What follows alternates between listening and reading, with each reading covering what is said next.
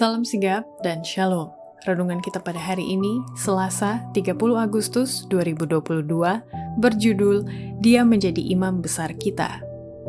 Ayat intinya terdapat di dalam Ibrani 2 ayat 17. Itulah sebabnya, maka dalam segala hal ia harus disamakan dengan saudara-saudaranya, supaya ia menjadi imam besar yang menaruh belas kasihan dan yang setia kepada Allah untuk mendamaikan dosa seluruh bangsa.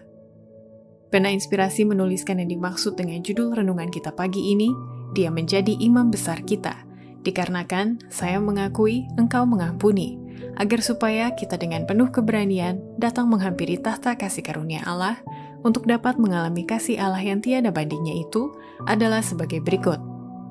Pertama, kabar baik bagi orang percaya sehubungan Dia menjadi imam besar kita adalah setelah selesai pekerjaan pemeriksaan, pekerjaan pengadilan, itu menandakan bahwa setiap kasus dan nasib kekal dari setiap orang telah diputuskan dan segera akan disusul oleh kedatangan Kristus di awan-awan dengan kuasa dan penuh kemuliaan.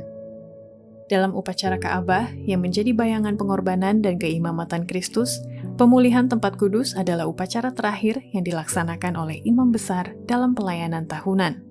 Itu adalah pekerjaan penutup penyucian atau hari Grafirat, yaitu pembersihan atau penghapusan dosa orang Israel. Hal itu menggambarkan atau melambangkan pekerjaan penutup dalam pelayanan imam besar kita di surga, dalam pembersihan atau penghapusan dosa-dosa umatnya yang dicatat dalam buku catatan surga. Upacara ini meliputi pekerjaan pemeriksaan, pekerjaan pengadilan, dan segera disusul oleh kedatangan Kristus di awan dengan kuasa dan kemuliaan besar. Karena kalau ia datang, setiap kasus telah diputuskan.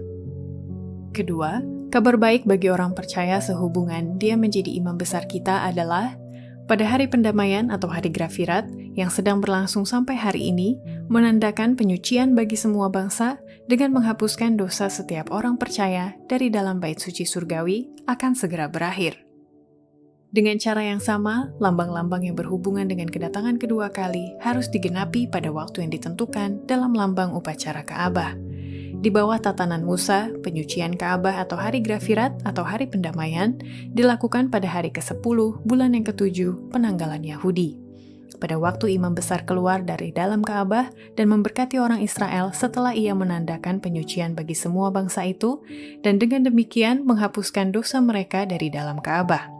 Jadi dipercayai bahwa Kristus, Imam Besar Agung kita, akan datang untuk menyucikan dunia ini oleh membinasakan dosa dan orang-orang berdosa, dan memberkati umat yang menantikannya dengan berkat kekekalan.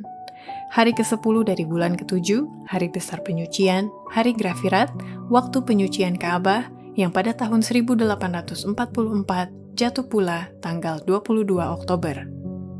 Ketiga, kabar baik bagi orang percaya sehubungan Dia menjadi imam besar kita adalah kenaikan Yesus ke surga menghadap hadirat Allah guna kepentingan kita atau Ia mendamaikan kita dengan Allah Bapa di surga.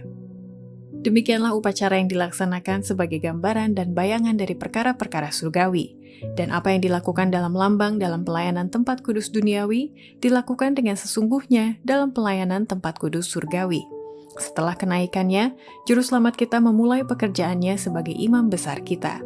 Rasul Paulus berkata, sebab Kristus bukan masuk ke dalam tempat kudus buatan tangan manusia yang hanya merupakan gambaran saja dari yang sebenarnya, tetapi ke dalam surga sendiri untuk menghadap hadirat Allah guna kepentingan kita. Keempat, kabar baik bagi orang percaya sehubungan Dia menjadi imam besar kita hari ini adalah telah disampaikan lewat nubuatan Nabi Daniel, Nabi Maleaki, dan pernyataan Yesus sendiri dalam perumpamaan 10 anak darah di Matius 25, bahwa Dia adalah imam besar bagi kita di surga hari ini. Kedatangan Kristus sebagai imam besar kita ke dalam bilik yang maha kudus untuk memulihkan tempat kudus itu seperti yang ditampilkan di dalam Daniel 8 ayat 14. Kedatangan anak manusia kepada yang lanjut usianya seperti dinyatakan dalam Daniel 7 ayat 13. Dan kedatangan Tuhan ke dalam bait-Nya yang diramalkan oleh Maleaki adalah keterangan peristiwa yang sama. Dan ini juga dinyatakan oleh kedatangan mempelai laki-laki ke pesta pernikahan sebagaimana diterangkan Kristus dalam perumpamaan 10 anak darah dalam Matius 25. Demikianlah renungan kita pada hari ini, kiranya Tuhan memberkati kita semua.